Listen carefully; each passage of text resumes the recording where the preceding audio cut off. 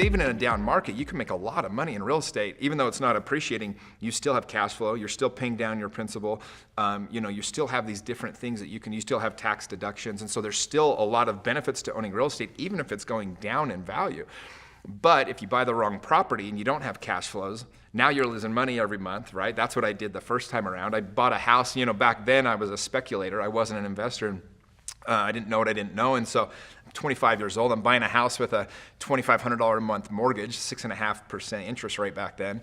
And, I had a second mortgage, or that was an 8.5% interest rate. So I'm paying $2,500 a month. It rents for $1,700.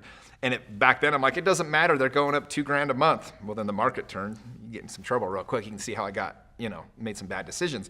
But so those two rules is what I look at for everything now. It's what we really focus on with all of our investors. We've helped over 7,000 investors, me and my partner, over the last 10 years invest in real estate, or over 7,000 properties, I should say. And the two rules that we stand by is number one is, does this have the right cash flows? And number two is, even if the market were to turn, would I be glad I own this property? And if you can answer those two questions, you're buying a good property. How would you define the right cash flow? Every market's different. Every type of asset is a little bit different. But essentially, based on the year built, the type of renter you're getting, the type of rents you're getting, is there enough money coming in percentage-wise every month that would cover you if you had to go a couple months if it were to go vacant, or if you did have repairs? And you can kind of tell vacancy and repairs based on the micro and macroeconomics of that particular property. Is it newer? Is it in a is it in a red or a blue state? Is it in a place that's appreciating right now? Are people moving to that area or away? What does the macro job market look like? Like, what kind of people are moving in and out? So you look at all that, and you can really see, okay, this one's going to be better off in a down market than these cities over here maybe. And so based on that, we determine how much we need to cash flow. But a good rule of thumb that I like to say is, for every $1,000 that you're collecting in rent, you want to have at least $100, if not $200 coming in over that in cash flow as a minimum. That's like a minimum standard. You said something earlier that was kind of a key. You were a speculator, not an investor. Yeah. Can you define that? Yeah, big difference. Yeah. I mean, investors, you're doing your homework. You know exactly what the rents are. You know exactly what your cash on cash return is. You know exactly how much it's going to rent for. You run the numbers. You have a 10-year pro forma. You know what's going to happen 2 years from now, 5 years from now, based on very conservative numbers. And then you make a decision, okay, what is my worst case scenario? Can I live with this worst case scenario? If I can, great.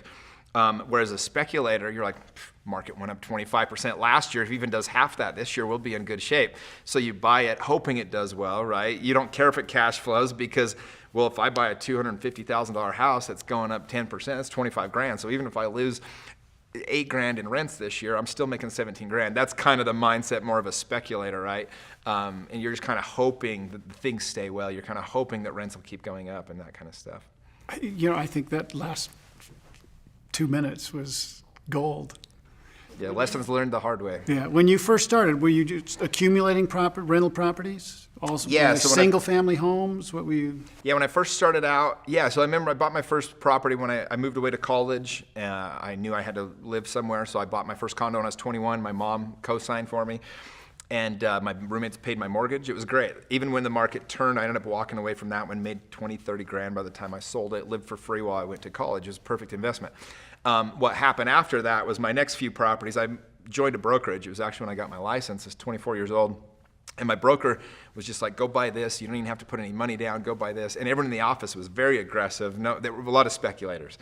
Everybody was young, and that everyone had FOMO. If one guy did it, the whole office wanted to do it. And it was just a very Wild West kind of feel. And so I kind of got sucked in, and I didn't know any different. I was 24 years old, and these guys all seemed to be having a lot more money than I did, and all driving nice cars. And so I just started doing what they were doing, and it was, buy this house with nothing down, buy this house with nothing down. And next thing you know, at one point I had 13 homes, and I was probably going to be in big trouble on over half of them if the market turned. I had a mentor that I had, met through real estate that had taught me, and he said, this was in November of 2006, and he said, hey, this whole market's going to turn. California's already happening. You need to sell all those. And so thankfully I was able to get rid of all but 2 of them. I was living in one, and a buddy was living in the other one. And even just those 2, I ended up losing over $150,000 by the time I sold those 2. And so at 25, 26, you know, it's devastating. I mean, I got stuck with these debts and I was just like, oh, but thankfully I was able to get them paid off. And like I said, get back to zero by the time I was about 30, 31. How'd you turn it around? Hard work, honestly. Yeah, I mean, thankfully I was making a lot of money selling as an agent. You know, my first full year as a real estate agent, I sold 60 homes. My second year, I sold 98 homes. I was one of the 2 finalists for Salesperson of the Year on the Salt Lake Board of Realtors my second year as a realtor. And so I hired coaches. I learned what to do. And, you know, real estate's simple. It's kind of like in life. It's anything. It's not that it's easy, but it is simple. You find out what to say, and then you say it all day long. Like, that's pretty much it. Like, as long as you know what to do and then do it all day, you're going to have success. And so the key is most people don't spend enough time learning what to do or what to say, the skills, and then they don't have the work ethic to put that together.